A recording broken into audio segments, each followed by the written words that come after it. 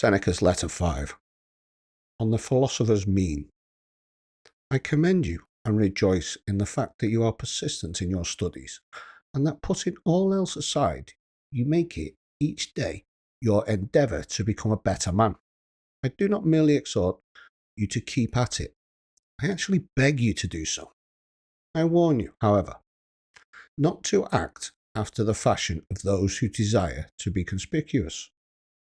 Rather, and to improve, by doing things which will rouse comment as regards your dress or general way of living. Repellent attire, unkempt hair, a slovenly beard, open scorn of silver dishes, a couch on the bare earth, and any other perverted forms of self-display are to be avoided. The mere name of philosophy, however quietly pursued, is an object of sufficient scorn. And what would happen if we should begin to separate ourselves from the customs of our fellow men? Inwardly, we ought to be different in all respects, but our exterior should conform to society. Do not wear too fine, nor yet too frowsy a toga. One needs no silver plate encrusted and embossed in solid gold, but we should not believe the lack of silver and gold to be proof of a simple life. Let us try to maintain a higher standard of life than that of the multitude, but not the contrary standard, otherwise we shall frighten away and repel the very persons whom we are trying to improve. We also bring it about that they are unwilling to imitate us in anything, because they are afraid lest they might be compelled to imitate us in everything. The first thing which philosophy undertakes to give is a fellow feeling with all men, in other words, sympathy and sociability. We part company with our promises if we are unlike other men.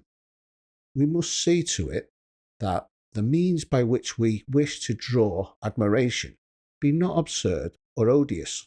Our motto, as you know, is live according to nature, but it is quite contrary to nature to torture the body, to hate unlaboured elegance, to be dirty on purpose, to eat food that is not only plain but disgusting and forbidding. Just as it is a sign of luxury to seek out dainties, so it is madness to avoid that which is customary and can be purchased at no great price. Philosophy calls for a plain living, but not for penance, and we may perfectly well be plain and neat at the same time. But this is the mean of which I approve. Our life should observe a happy medium between the ways of a sage and the ways of the world at large. All men should admire it, but they should understand it also. Well then, shall we act like other men? Shall there be no distinction between ourselves and the world? Yes, a very great one.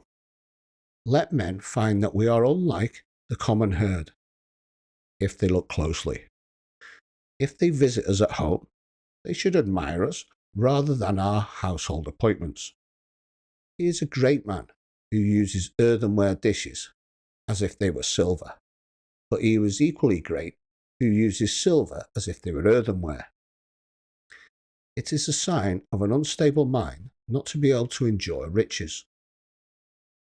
But I wish to share with you today, as profit also, I find in the writings of our Hecato that the limiting of desires helps also cure fears.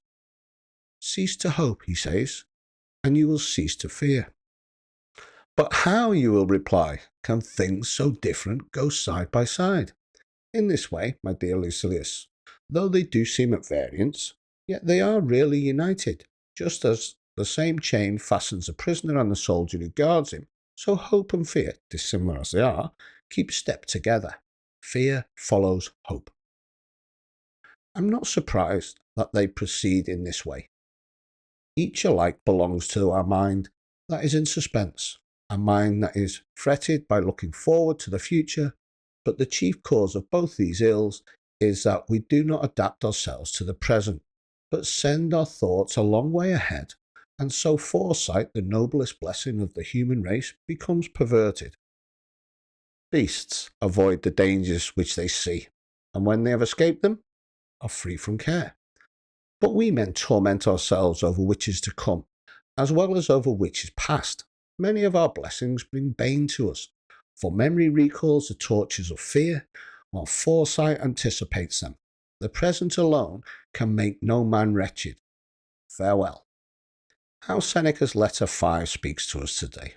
In a world of lifestyle influences, curated ascetics, and extremes of minimalism or extravagance, Seneca's voice reminds us to step back from the performance and return to balance. It's tempting to wear your beliefs like a costume, rejecting comfort to prove you're serious or showing off simplicity to win approval. But Seneca warns that philosophy isn't about appearances. It's not about dirty robes, eating bad food, or rejecting wealth to impress others. True philosophy is about living well, with reason, humility, and internal alignment.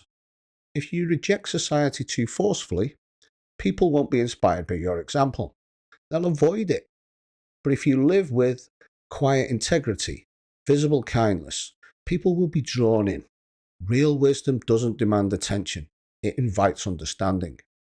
Seneca's message is clear, aimed for the middle way. Live better, but not louder. Live simply, but not performatively.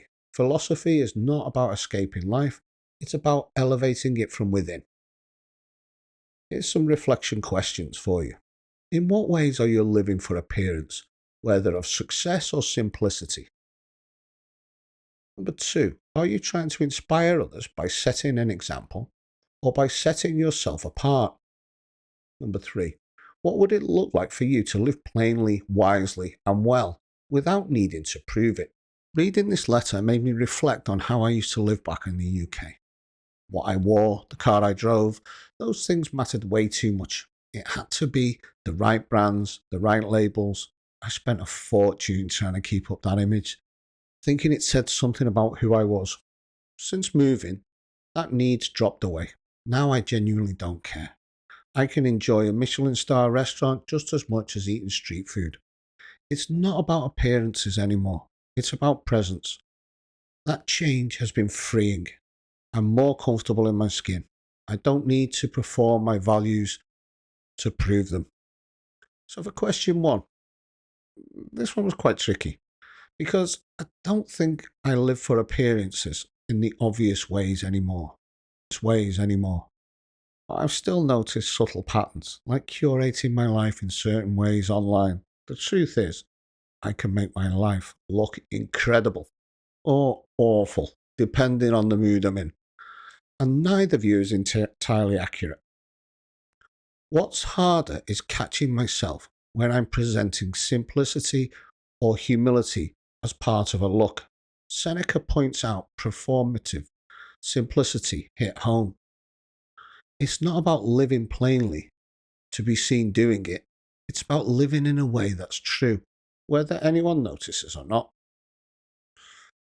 For question 2, I did have to really think about this because I've done both at different times. There were times I wanted to separate myself, like prove I wasn't like everyone else. I think that came from insecurity more than anything else. Now I try to do things that reflect my values, not to stand out too much, but to feel at peace with myself.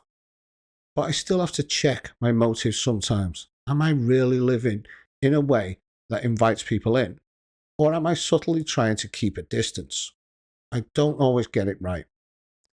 But I want to be someone who sets an example by being approachable and not untouchable.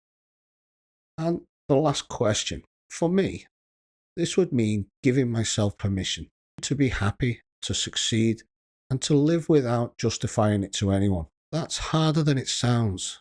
There's a subconscious part of me that still feels like I need to earn those things or tone them down so I don't make others uncomfortable. And when I don't give myself that permission, I start draining myself, overextended. I people please. I try to manage how I'm perceived. Living plainly and wisely to me would mean letting go of that. It would mean trusting that doing things well, quietly, intentionally, and without performance is enough. No spotlight needed, just peace. As ever, please like, share, and subscribe. Throw me a comment as to what you think about today and how that affected your life or how you changed what you'll do today. Thank you very much, and goodbye.